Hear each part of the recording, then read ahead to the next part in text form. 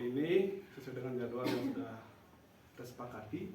Hari ini kita akan mencoba menanyakan upaya pembelajaran yang akan Pak Tuhadi ambil yaitu di pembelajaran sesuai jadwal, yaitu pembelajaran IPAS kelas 5 semester 1. Nah, ingin saya tanyakan adalah apa tujuan pembelajaran yang ingin Pak Tuhadi capai? Baik, terima kasih atas pertanyaannya. Tentu tujuan pembelajaran di sini terkait materi cahaya dan bunyi. Jadi di sini cahaya dan bunyi dimaksudkan, jadi peserta didik itu dapat mengidentifikasi apa itu cahaya, bunyi, dan keterkaitannya dengan indera penglihatan dan indera pendengaran. Bagi tujuannya adalah belajar tentang cahaya. Tujuan itu area pengembangan apa yang ingin Pak Edi optimalkan dari pembelajaran yang Pak Edi lakukan? Dari modul yang sudah saya susun, itu yang akan saya lakukan di kelas tentu yang pertama pembelajaran berdiferensiasi, karena di sana pasti saya akan memberikan soal diagnostik terlebih dahulu untuk mengecek seberapa jauh pemahaman anak-anak. Jadi habis itu setelah mengetahui itu, jadi dikelompokkan anak-anak itu dan diberikan soal yang sesuai dengan level anak-anak. Yang kedua mungkin yang bisa saya lakukan, akan saya lakukan itu menggunakan beberapa media memanfaatkan teknologi. Jadi seperti Quizzes atau Kahoot.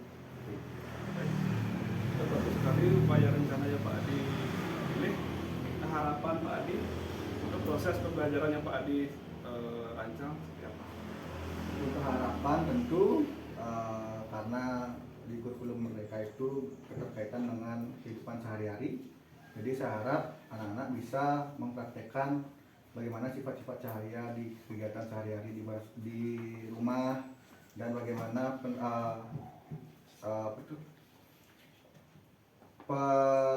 pelaksanaan atau pemanfaatan dari bunyi.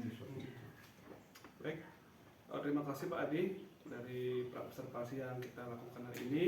Berarti yang tangkap artinya tujuan, area pengembangan, serta upaya yang Pak Adi laksanakan. Nanti yang berharap apa yang Pak Adi rencanakan ini bisa Pak Adi lakukan sesuai dengan skenario yang sudah Pak Adi susun. Baik, terima kasih Pak.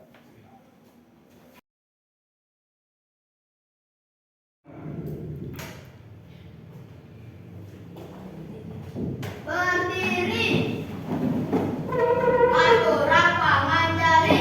Om Swastiastu. Oke, ini selamat siang anak-anak. Siang. Sekali lagi selamat siang anak-anak. Siang. Jadi di siang ini dapat pelajaran IPAS ya.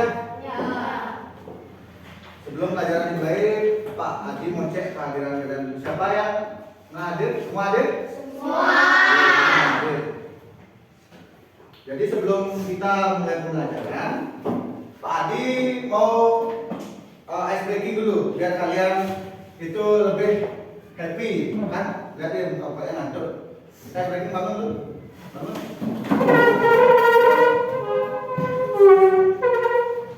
Jadi dengarkan clue-nya, tekan key ya. Biar kalian semangat belajar. Tekan key. Clue-nya dengarkan pertanyaan. Itu clue-nya, dengarkan pertanyaan. Jelas clue-nya? Jelas. Clue-nya apa? Dengarkan Pertanyaan.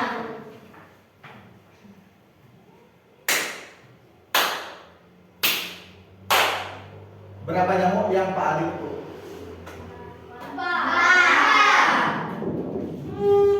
Sekali lagi. Berapa nyamuk yang Pak Adi pukul?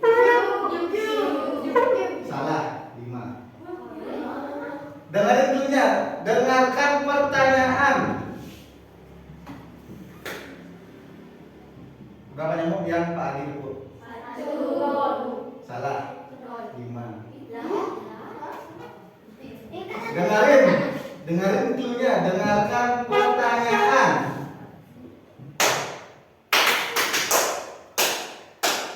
Berapa? 5. Salah. 1.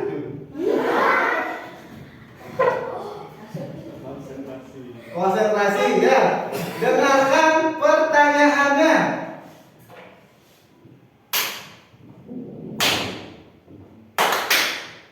Berapa nyamuk? 5. Salah. 2. Paham? Fokus, fokus. Cluenya dengarkan pertanyaan sekali lagi ya. Sekali lagi. Dengarkan pertanyaannya. Berapa nyamuk? 5. Salah. 2. Tahu dia tuh? Gimana?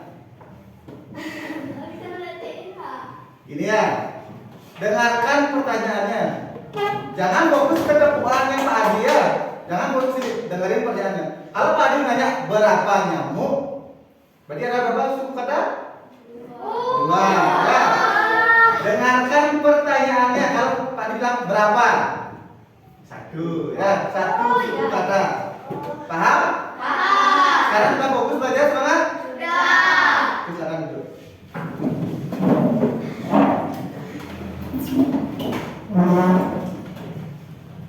Oke, pada siang hari ini kita masuk ke materi yang pertama. Bisa kalian lihat di depan? Apa judulnya? Melihat karena cahaya mendengar karena bunyi. Melihat karena cahaya, mendengar karena bunyi.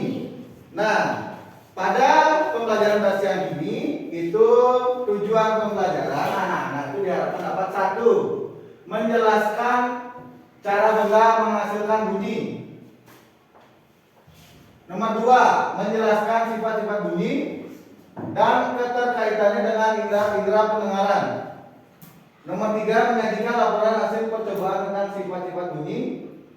Keempat, mengidentifikasi sifat-sifat cahaya dan keterkaitannya dengan indera penglihatan.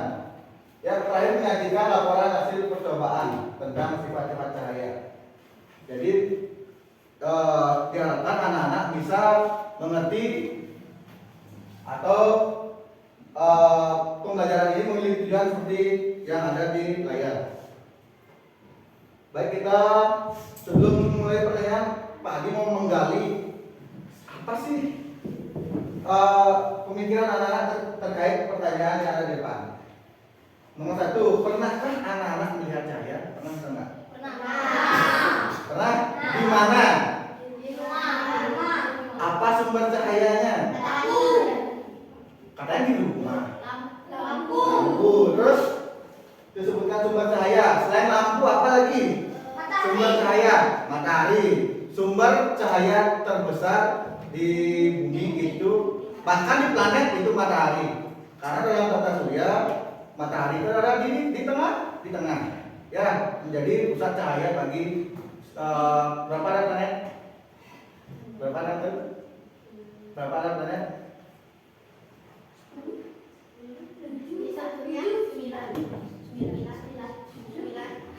Merkurius, Venus, Bumi. Ini ada Merkurius, Venus, Bumi, Mars, Jupiter, Saturnus, Uranus. Berapa? Ya. Jadi anak-anak tadi sudah menyebutkan sumber cahaya. Selanjutnya apa itu bunyi? Bunyi itu apa? Pernah dengar bunyi? Pernah dengar? Jadi pada hari ini kita akan membahas cahaya dan bunyi. Nah, inilah topik-topik bahasan yang akan kita bahas pada siang hari ini. Cahaya dan bunyi di sekitar kita. Jadi pembagian berikutnya, yang pertama ada sifat-sifat cahaya dan indera penglihatan. Kenapa kita masuk ke indera penglihatan? Padahal kita membahas cahaya. Kenapa kita masuk ke indera penglihatan? Ada yang tahu? Saya kenapa kita bahas cahaya tapi ke indera penglihatan, apa hubungannya? Ada yang tahu? Iya. Tahu? Nah, ada kasih dulu. Kalau nggak ada cahaya kita bisa melihat atau enggak? Nah. Hah? Tak. Karena mata melihat. Iya benar mata melihat. Jadi karena kan tadi ada situ. Kalau tidak ada cahaya, kalian bisa melihat atau tidak? Tidak. Tidak. Gelap, bisa melihat? Tidak. Jadi karena indera penglihatan itu memiliki keterkaitan yang sangat penting dengan cahaya. Karena di dalam indera mata atau bagian-bagian mata ada bagian tertentu yang akan kita bahas nanti. Ada bagian-bagian mata yang bisa menangkap cahaya. Jadi dalam mata kita ini banyak bagiannya. Itu ada bisa menangkap cahaya. Di samping itu juga kita akan membahas tentang bunyi. Itu gini ada sifat-sifat bunyi, indera pendengaran. Ini udah jelas ya, bunyi hubungannya dengan indera pendengaran karena kita mendengar Dengan bunyi. dengan Bunyi. ya. Kita akan membahas itu pada siang ini ya. Nah, ada pertanyaan lagi. Pokoknya Pak Adi mau menggali dulu. Manakah ruangan yang lebih banyak cahaya? Yang mana? A atau B? Jelas ya, jelas. Atau B yang banyak cahaya nih? A, B. Yang banyak cahaya mana? A. Jadi karena di sini ada jendela, mungkin di sini ada lampu, dan di situ ada cahaya. Nah, ini jawabannya. Cahaya dapat membuat kita melihat dengan itu kuncinya ya. Kalau dia ada cahaya, kita tidak bisa melihat. Karena mata itu perlu bantuan cahaya untuk melihat sesuatu ya. Nah, ini ada dua jenis cahaya yang ada di sekitar. Yang pertama ada cahaya yang tampak dan cahaya tidak tampak. Apa bedanya? Coba kalian baca itu dengan sama. Artinya apa? Bedanya apa? Yang tampak dan tidak tampak. Yang bisa kita lihat dan tidak bisa kita lihat.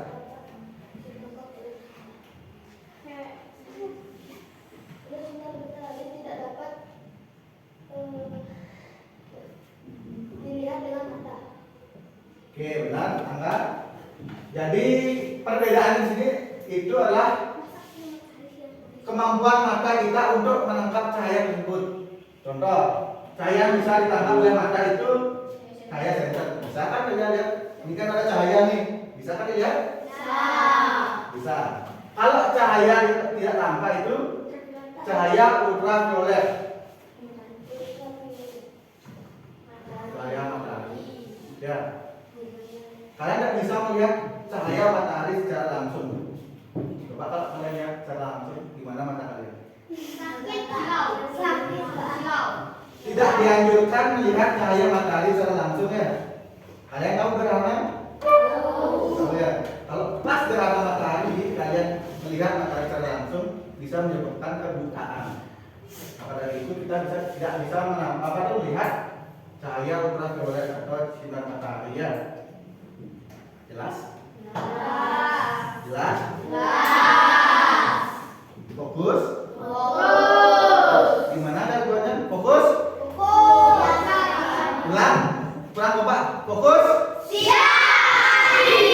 Sekali lagi, fokus? Padinya mana? Sekali lagi, fokus?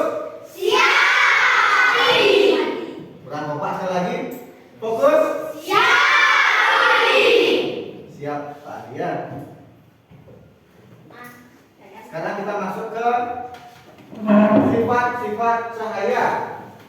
Cahaya juga punya sifat ya. Yang pertama itu cahaya bisa merambat lurus. Jadi kalau kita misalnya center, ini center ya. Cahaya ini lurus nggak? Ya. Bisa kalau kalian lihat center nih. Nah kayak di HP Pak Ade. Contoh, kurang gelap ya. Bisa kalian lihat cahaya senter ini pasti menunjuknya ke lurus ke bawah. Nggak mungkin cahaya ke sini ya, nggak ada belok. Makanya itu bisa kita bilang cahaya itu merambat lurus. Senternya langsung lurus ke depan. Ya. Selanjutnya cahaya menembus benda bening. Pernah kalian mempraktekkan cahaya di kaca tembus atau enggak? Tembus kan? Ya, karena cahaya itu kan berasal dari sinar elektromagnetik, partikelnya lebih kecil dari kaca, jadi bisa tembus. Ya. Selanjutnya cahaya dapat dipantulkan. Oh, pernah. Nah, itu dicermin juga. Coba kalian spion. Misalnya kalian bawa motor atau orang tua kalian bawa motor, ada yang dari belakang atau motor lain. Coba kalian lihat ke spion, pasti cahaya mental ke mata. Itu bisa dibilang cahaya dapat dipantulkan. Atau kalian di rumah coba kalian ke senter atau cermin, coba di senter pasti yang mantul cahaya. Selanjutnya cahaya dapat dibiaskan. Apa maksudnya? Dibiaskan. Jadi cahaya misalnya nanti ada gambarnya. Cahaya dari matahari masuk ke air. Pernah kalian menguji coba pensil atau pulpen dimasukkan ke air? Ya, bengkok. Itu namanya cahaya dapat dibiaskan. Kelihatan bengkok kan? Tidak patah itu kan begini ya. Selanjutnya cahaya dapat diuraikan. Kalian pernah melihat air yang bersinar, tapi pantulan cahaya itu menjadi warna pelangi pernah? Pernah. Itu cahaya dapat diuraikan seperti itu ya. Ini ada contoh-contohnya. Lihat. Kalau kalian pernah misalnya di konser atau di mana, ini kan sinar laser itu loh, lurus, kamu sorot, contohnya.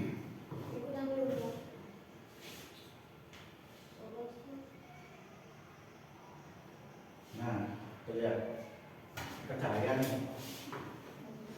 Ini kan disorot dari bawah, hasilnya lurus apa bengkok? Lurus. Makanya tadi bilang cahaya itu merambat lurus ya.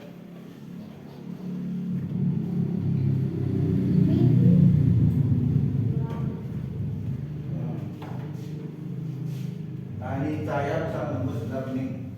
Kita ada kaca payung, jendela.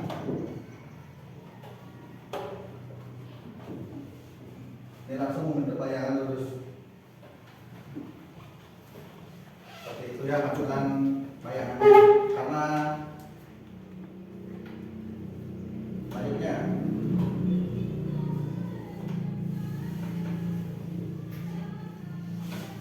contohnya, jadi simulasi memantulkan cahaya itu seperti ini ya. Jadi sinar datang, ini alat kaca cermin dimantul langsung lurus. Pemantulan cahaya ini tergantung dari bentuk kaca yang misalnya kalau kacanya bengkok, nanti dia bisa ke sini juga kan ininya. Kalau cermin cembung cetung, tergantung sama bidang pantulannya seperti apa ya. Itu ada cermin juga.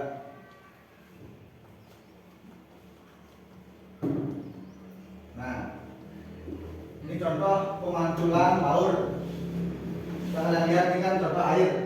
Air itu bisa memantulkan cahaya. Ya, karena air itu kan sifatnya bening, tapi karena volumenya banyak, itu bisa memantulkan cahaya. Seperti ini. Air itu tidak selamanya tenang ya. Apalagi kalau di laut pasti ada gelombang seperti ini.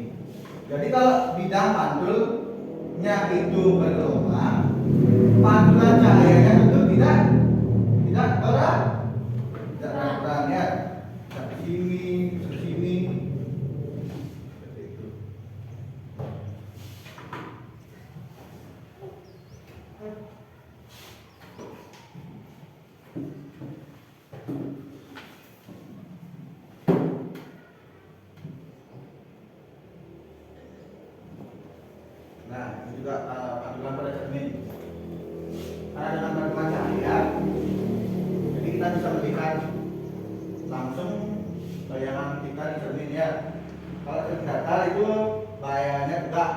dan mainnya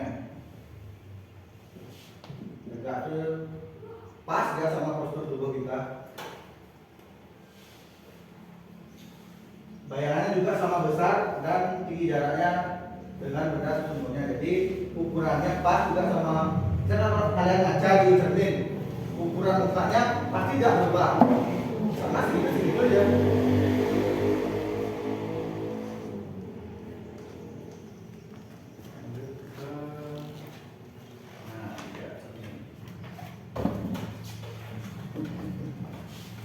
Cermin cekung.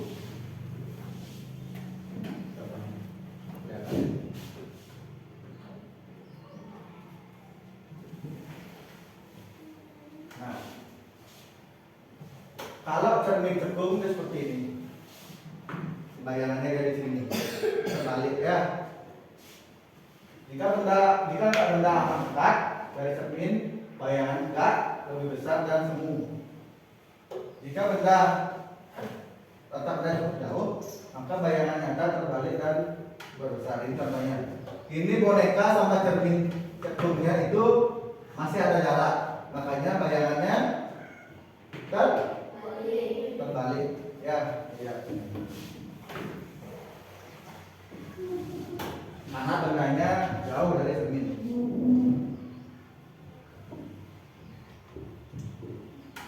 Sebaliknya kalau cermin cembung, tahu pernah kalian pegang kaca besar itu cermin cembung,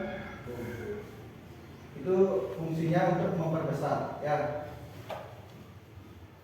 Jadi yang dihasilkan itu adalah bayangan tegak, ukuran bayangan lebih kecil dan semu seperti ini contohnya. Mungkin kalau pernah lihat di jalan, orang kayak gitu. Ya. Di lingkungan itu biasanya ada seperti ini kaca cembung.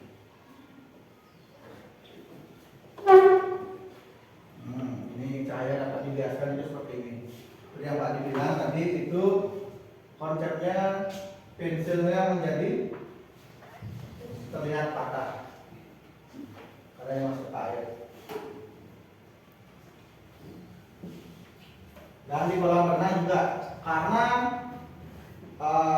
cahaya dapat dibiaskan, makanya seolah-olah kolam renang yang aslinya itu dalam terlihat lebih dangkal. Itu juga berlaku di laut.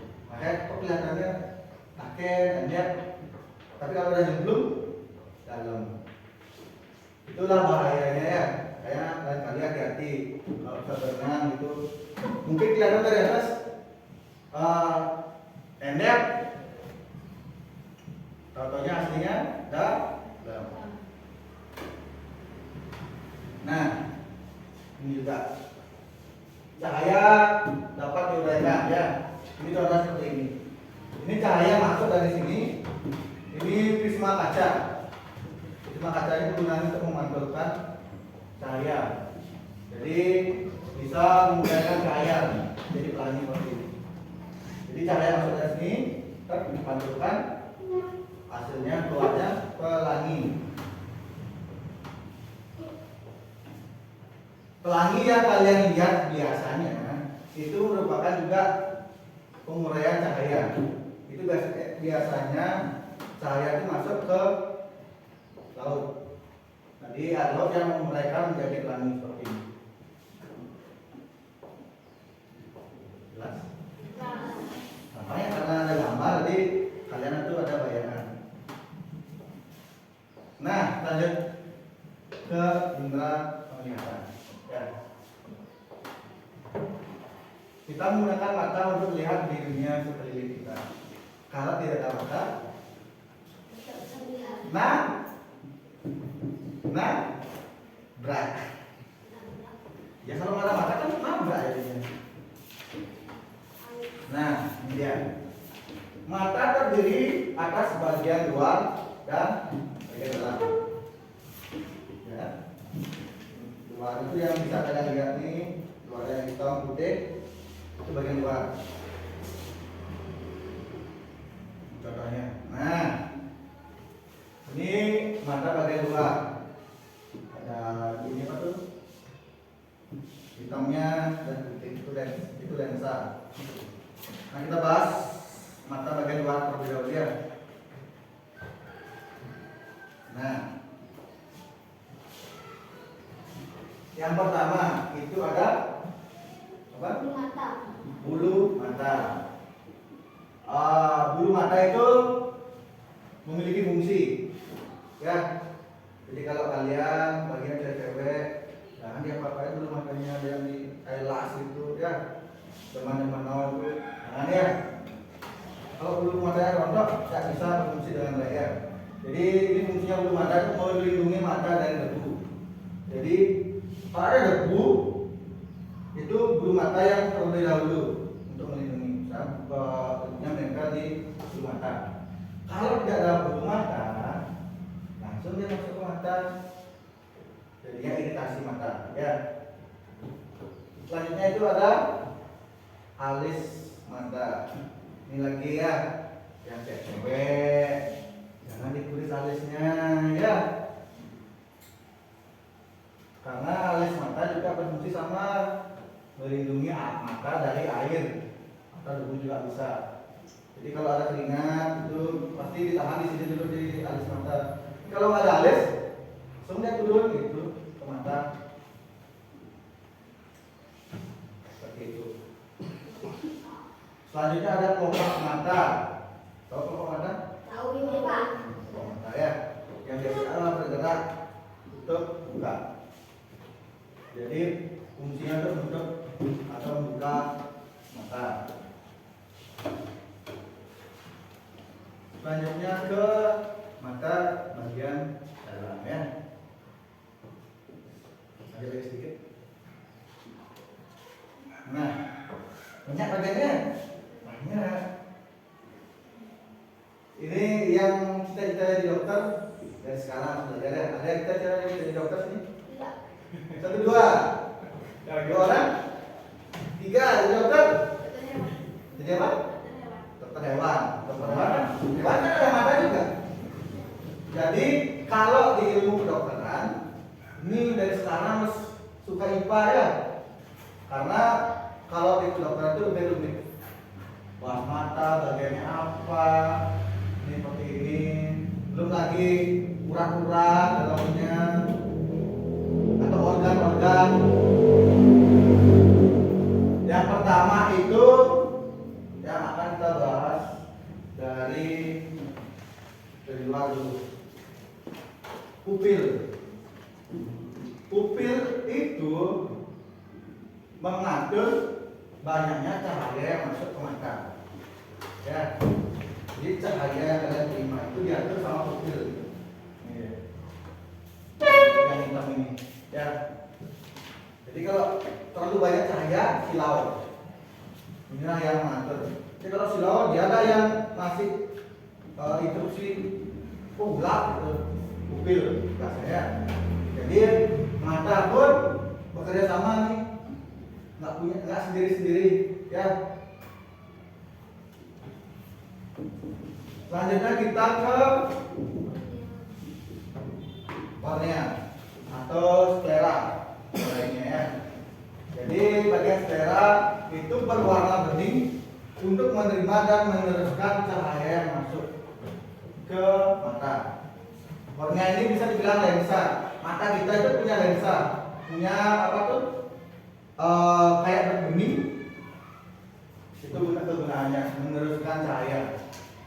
Jadi kalau cahaya masuk, fungsinya kayak kaca fungsinya dia. Dan diterima, lalu diteruskan ke lensa mata tentunya. Tuh, mereka beli itu.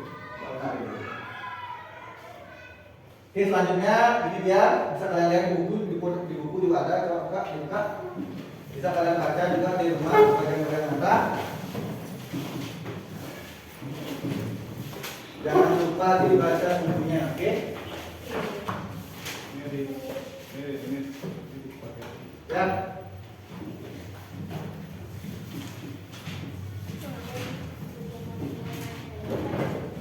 Bagian-bagian mata silakan baca-baca di rumah ya.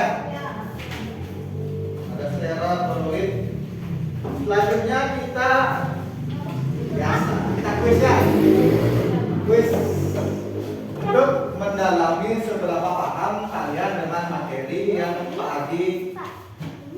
kasih ya. Itu semua ada di buku ya. Bagian yang atas silakan dibaca lebih lengkap. Hah? Kenapa? Kuisnya? Ya, ya.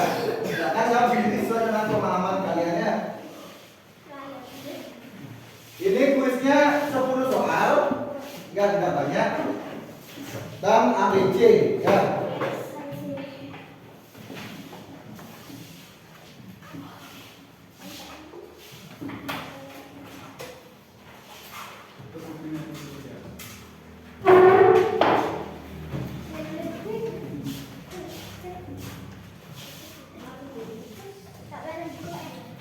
Ya, jangan dulu ya buku kan nanti sudah dapat materi.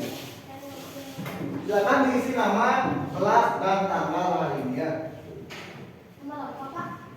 Nama lengkap.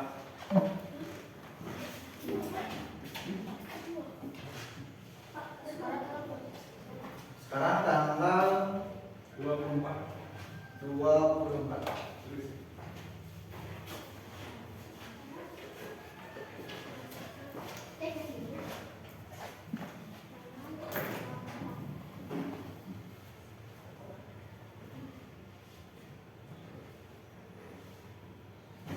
Mungkin ada yang ditanyakan dulu sama soalnya. Jelas? Jadi soalnya itu objektif ABC ya. Jadi kalian langsung silang di sana. Ya. Jadi silakan 5 menit ya. Ya.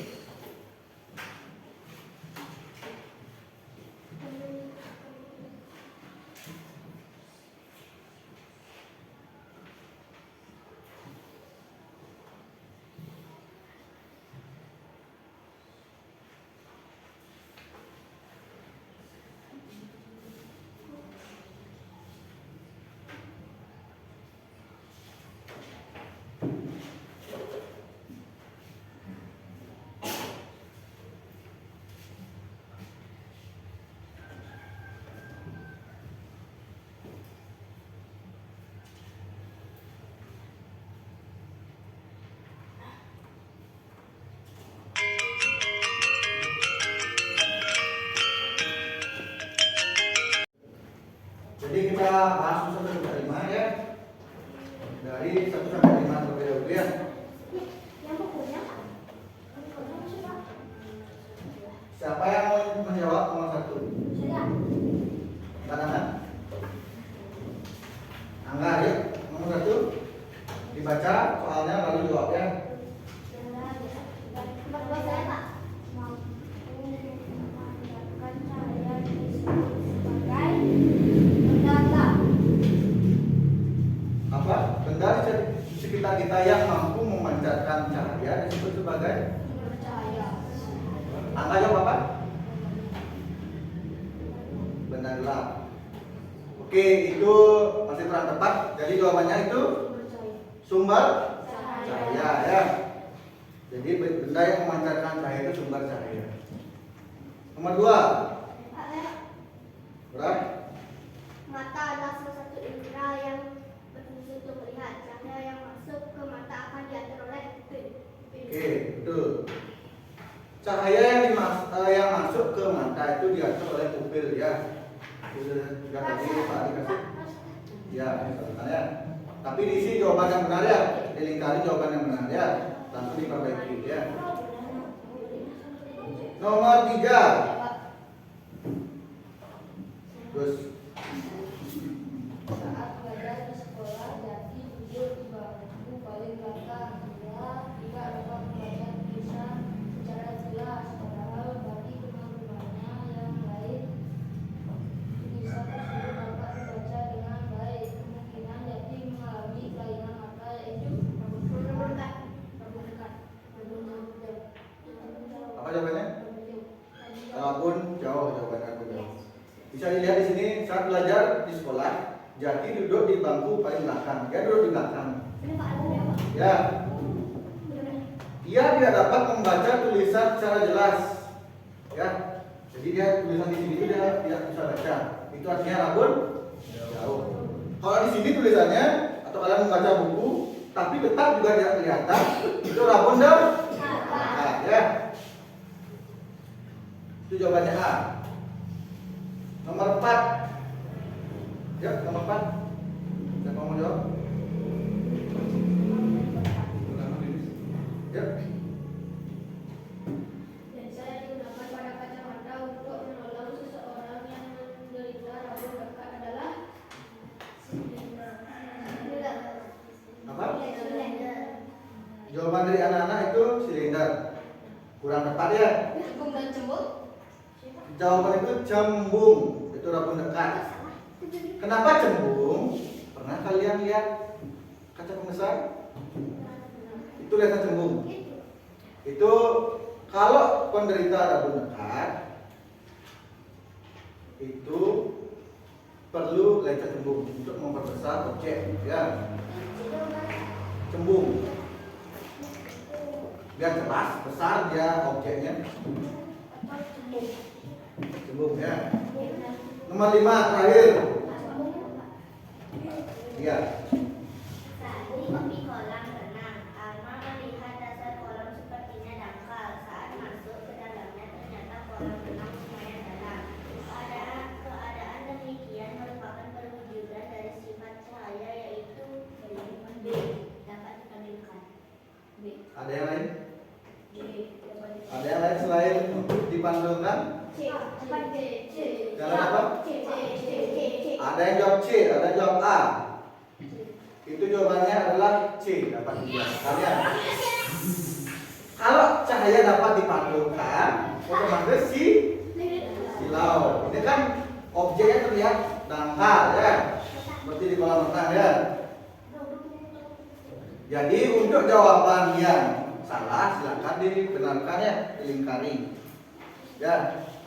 Untuk nomor 6 sampai nomor 10 silakan lanjutkan di rumah DPR ya. Kalau selesai silakan disimpan, dicek lagi jawabannya ya. Oke, sebelum kita mengakhiri pelajaran, ada yang bisa menyimpulkan apa yang kita pelajari hari ini? Dengan apa? Kenapa? Murah. Sumber cahaya dan bagian-bagian mata. Sumber cahaya dan bagian-bagian mata. Bagi anak-anak yang paling menarik itu kita belajar bagian mana? Bagian mata. Sumbernya atau bagian mata? Kenapa? Kenapa menurut kalian bagian mata ini menarik? Yang lain selain murah? Ayo. Jadi Kenapa menurut kalian ini menarik dari sifat-sifat cahaya? Ayo. Kenapa kalian lebih senang belajar ini? Bagian mata. Kenapa? Apa karena gambarnya kan? Oke. Karena bagian mata mudah diingat. Menurut Asia, bagian mata itu mudah diingat. Di samping itu kan cita-cita jadi dokter. Lalu belajar mata. Ya. Jadi untuk hari ini cukup sekian ya. Jadi kita lanjutkan di pertemuan selanjutnya. Ya, jadi silakan diakhiri. Ya, ada yang ditanyakan dulu? Nggak ada? Tapi kalau tidak ada yang ditanyakan, silakan ditutup. Berdiri dulu. Berdiri. Ngadorang paramo sati. Om Santi Santi Santi Om. Oke, selamat siang dan sampai bertemu di pertemuan selanjutnya. Swastiastu. Perkenalkan, nama saya Ibtu Darmike, CGP Angkatan 10, Kabupaten Tabanan, yang bertugas di SD Negeri 1 Mundah Kau. Pada kesempatan kali ini, saya akan melakukan diskusi supervisi pasca observasi. Kebetulan pada saat ini setelah didampingi oleh PP pengajar praktek Angkatan 10, yaitu Pak Komang Arumbaul. Nanti mohon Pak Komang untuk memberikan saran dan masukan Baik, pasca observasi yang dia lakukan. yang sama-sama kita Baik, yang langsung saja Pak Putu Adi, Oke. bagaimana perasaan Pak Putu Adi setelah melakukan praktek pembelajaran yang sudah berjalan tadi? Seperti biasa, karena diawali dengan semangat pagi, tentu perasaan saya sangat senang. Di samping itu juga di dalam pembelajaran kali ini topiknya sangat menarik untuk ya didengar atau dipraktekkan oleh anak. Setelah dia amati dari proses Pak Putu Adi menyampaikan proses pembelajaran ini, pasti ada tujuan pembelajaran yang ingin Pak Putu Adi sampaikan. Nah, coba Pak Putu Adi sampaikan apa tujuan yang ingin Pak Putu Adi sampaikan tadi di kegiatan pembelajaran. Baik, terima kasih atas pertanyaannya. Jadi di pertemuan pada hari ini itu topiknya mengenai cahaya dan bunyi. Jadi tujuan pembelajaran di sini tentu peserta didik atau anak-anak dapat mengetahui bagaimana sifat-sifat cahaya, sifat-sifat bunyi dalam kehidupan sehari-hari. Di samping itu juga cahaya sangat berkaitan dengan mata atau indera penglihatan. Tentu peserta didik juga dapat mengetahui bagian-bagian mata. Dan di samping itu juga berkaitan dengan bunyi. Bunyi juga berkaitan dengan indera pendengaran telinga. Jadi anak-anak bisa mengetahui apa itu telinga dan bagian-bagian. Luar biasa ya materi yang disampaikan oleh Pak Putu Adi. Nah, dalam penyajian materi, Pak Putu Adi sudah menyiapkan beberapa alternatif materi atau diferensiasi tertentu atau konten, proses dan sebagainya. Coba dijelaskan Pak Adi. Tentu saja dalam pembelajaran saya selalu menerapkan pembelajaran berdiferensiasi. Kenapa? Karena sebelum memulai pembelajaran tentu saya lakukan tes diagnostik. Jadi tes diagnostik ini jadi saya bisa mengukur bagaimana kemampuan peserta didik, kemampuan awal.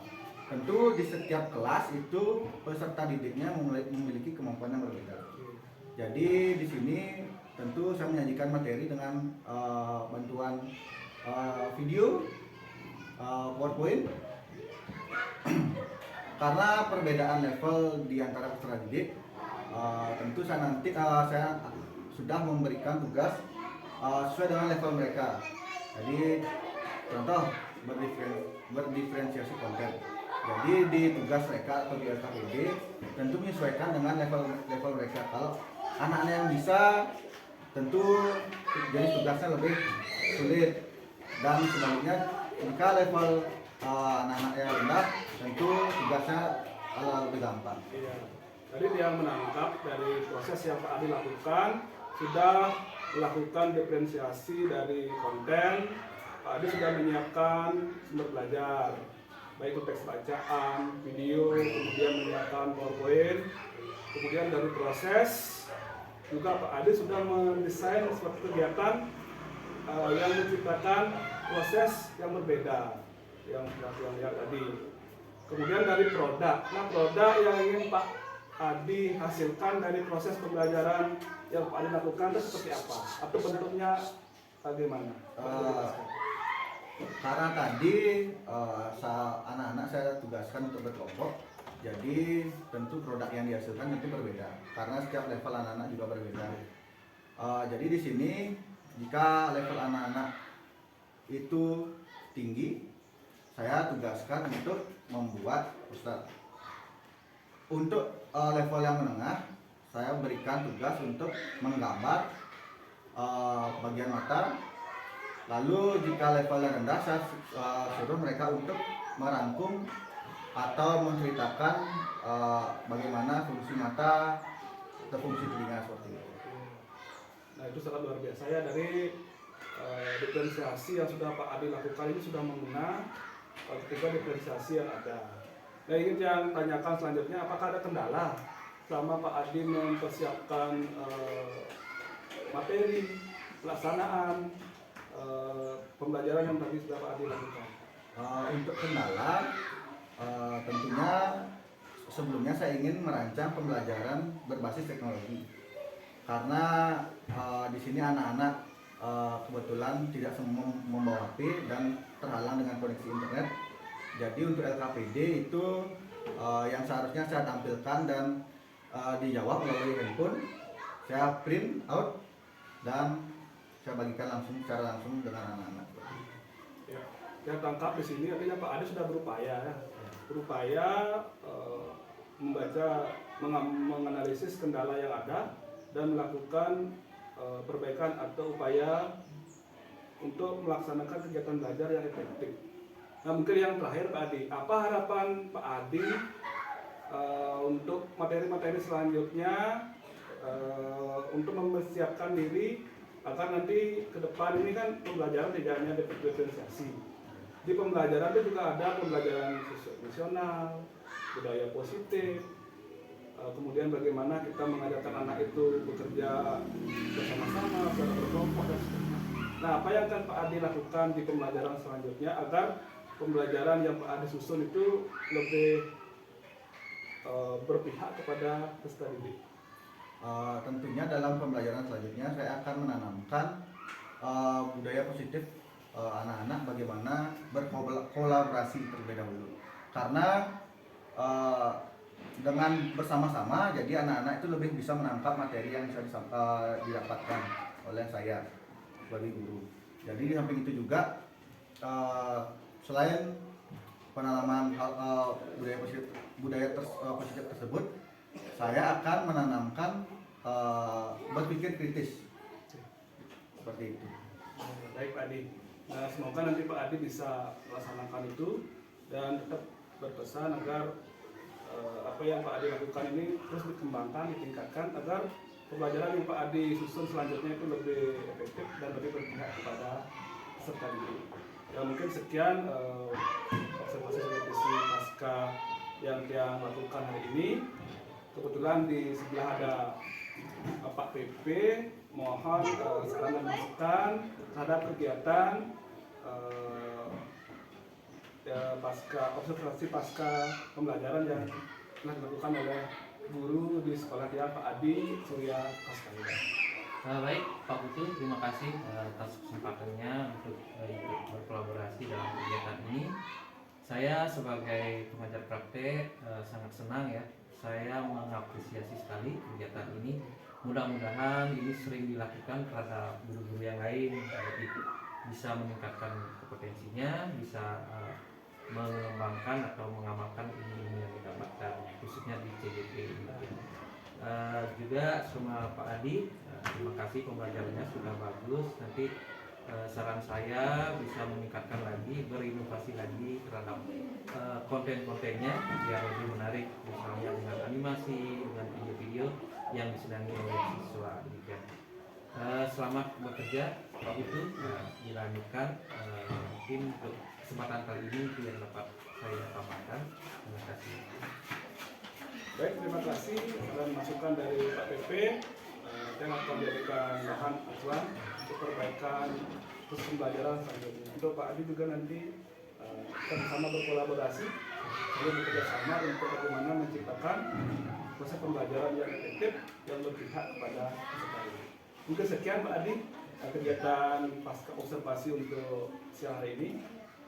Ucapkan terima kasih karena Pak Adi sudah melakukan kegiatan pembelajaran dengan baik dan sudah meluangkan waktu untuk memberikan tanggapan terhadap kegiatan pembelajaran yang Pak lakukan. Dia mengucapkan juga terima kasih kepada Pak PP yang sudah mendampingi kegiatan hari ini sehingga kegiatan hari ini berjalan lancar dan semoga bermanfaat untuk kita.